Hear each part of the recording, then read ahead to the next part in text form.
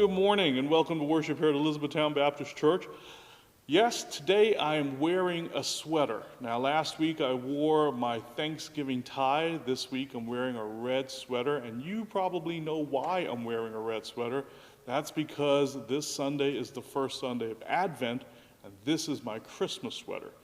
Now here's the thing, it's not even cold where I am here in Elizabethtown, but this is just how dedicated I am to this holiday. I love Christmas, and so I'm wearing a sweater to represent Christmas today. My Christmas sweater. I love this time of year. It's one of my favorite times of year. As a matter of fact, arguably it could be considered my favorite time of year. I love this time of year. And I love being a pastor this time of year, because for me, it's the best time of year to tell people about Jesus. But this is a COVID-19 year. This is 2020, just in case somebody's watching this a year later. It's 2020, and COVID-19, the numbers are on the rise, and people, including people in Bladen County, are becoming increasingly exposed to this virus. So it's a different kind of year. Nevertheless, we still have to tell people about Jesus. See, there are certain things I love doing as a pastor. There are certain things I love doing, especially at Christmas as a pastor. Like, I love going over to people's houses to eat. Obviously, I love going over to people's houses to eat. But I also love doing altar calls. My altar calls during Christmas. I love sitting with people and praying with them. I love greeting people, shaking hands when people walk into church. I love shaking hands with people who are leaving church. I love sitting down in the pew and talking to people. I love doing all of those things. I love visiting with people, even when people are in the hospital. And I don't love that, but one of the things that I like to do as a pastor is to be there for people and with people as they're going through that difficult time in the hospital. But I can't do that this year. Like I said, it's a different kind of year. Even inviting people to Christmas programs. I love telling people, hey, you should come to our Christmas cantata. But as I talk to other pastors and music ministers, I don't know many people that are having a Christmas cantata. I love to tell people, hey, you should come to our children and youth Christmas play. Or at least our children's Christmas play. You should come and be a part of that. I mean, even if you don't like Christmas, you can't really resist watching a little kid dressed up like a donkey, or watching Mary drag the fake baby Jesus down the aisle by the leg. That's a true story. You can't really resist that. Everybody loves children's Christmas plays. And I love inviting people to that. It's an easy time for me to be a pastor. Like I said, the holiday even kind of does the work for you, doesn't it? It's in the name. Christmas. Christ is right there in the name. Even when people try to kind of skirt by it and say happy holidays, maybe they don't realize it, but holiday actually comes from the word holy day. That's the origin of the word holiday. Is holy day. You can look it up later on if you'd like. You just can't get beyond, you just can't get around the fact that this holiday, this season, is all about Jesus. And like I said, as a pastor, I love it because it's everywhere you look and I get to talk about Jesus. But you can't do that this year. Not a whole lot of cantatas, not any Christmas plays to go to. Going out to people's houses for a meal is different. I was at my mom and dad's house this Thanksgiving. And I have to admit that even sitting there with my mom and dad and my sister, was running through my mind, okay, where have I been the last week and what kind of danger can I put them in? It's a different year. But still I'm a pastor, and still the church is out there, and still there are Christians out there, and there's work to do, and there we are still called.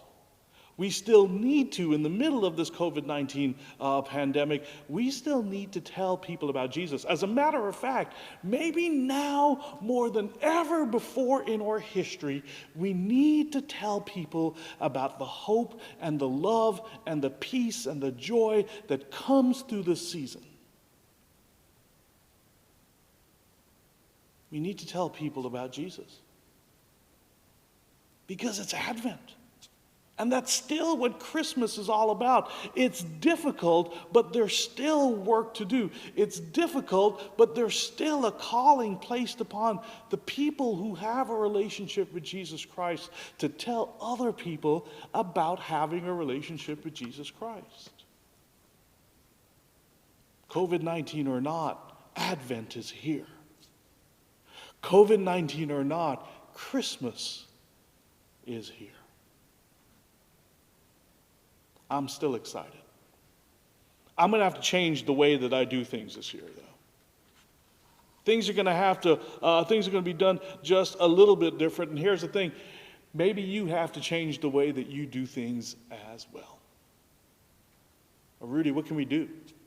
You've told us about all the obstacles. What can we do? Well, here's one of the things you can do. You can actually share this sermon.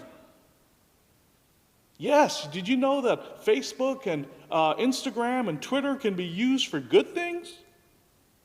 Yes. It can actually be used to share the gospel of Jesus Christ.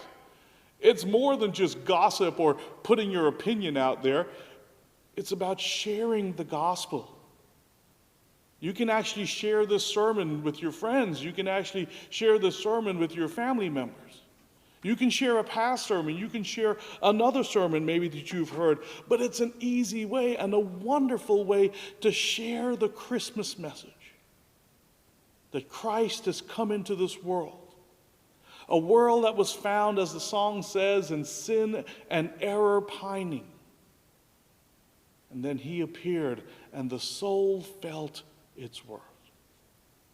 That message is still there and you can share that on social media. Here's something else you can do. You can pray. You can pray for folks.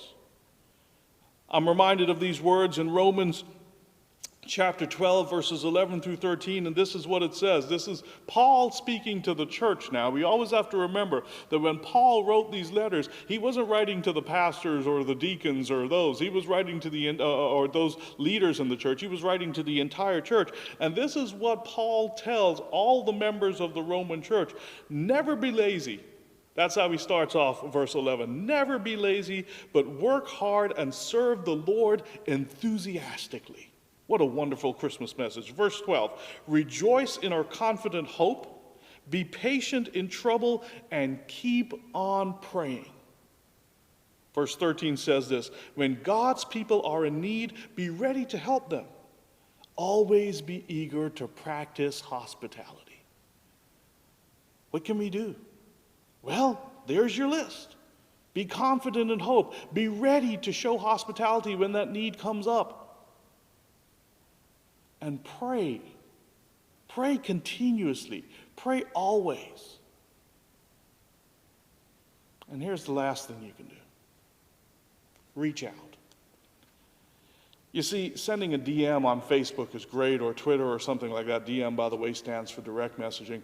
I just found that out recently because I'm old.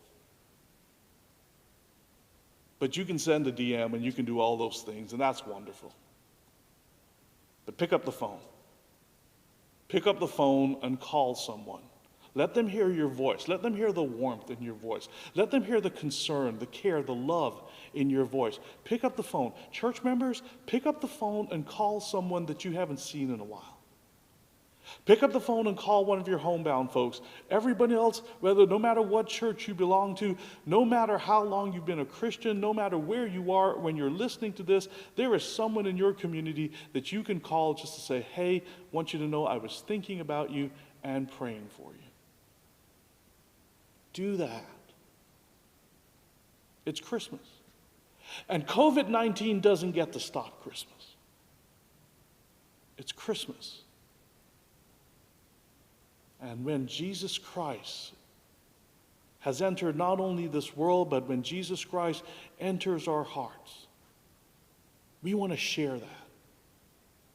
We want to share that love, that mercy. We want to share that hope and that peace and that love and that joy. We want to share it with the whole world. And what better time to do that than Christmas time? Merry Christmas. Hope to see you soon.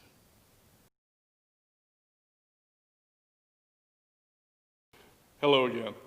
Behind me, you see one candle lit on this Advent wreath. Here at Elizabethtown Baptist Church, during the Christmas season, we light the Advent candles on the Advent wreath, and each of these candles means something different.